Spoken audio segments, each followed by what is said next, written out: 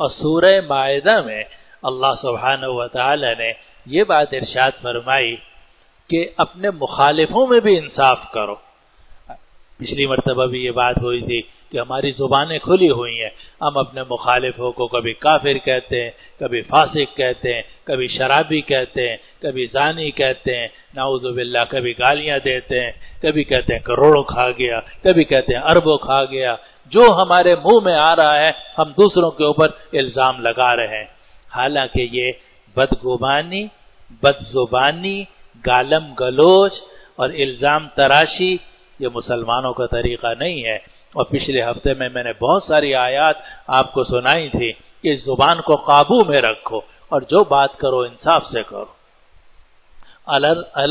علل حساب اندھادھند آپ اپنے موافقوں کو 100% درست سمجھو، اپنے مخالفوں کو 100% غلط سمجھو، یہ غلط طریقہ ہے۔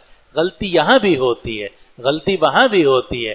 آدمی کو انصاف سے کام لینا چاہیے، نہ تعریف میں اتنا مبالغہ کرنا چاہیے کہ آپ اپنے موافق کو فرشتہ کہنا شروع کر دیں، اور نہ جناب مخالفت میں ایسا ہونا چاہیے کہ آپ اپنے مخالف کو شیطان مجسم قرار دے دیں۔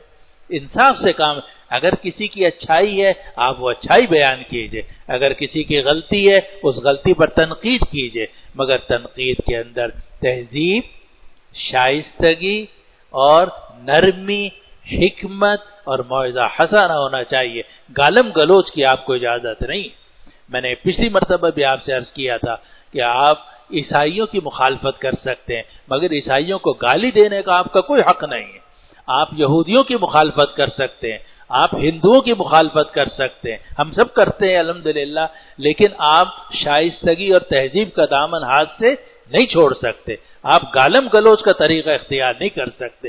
آپ نے جو بات کرنی ہے نرمی سے کیجئے، حکمت سے کیجئے، تنقید کرنی ہے اس میں بھی انصاف کا خیال رکھیے۔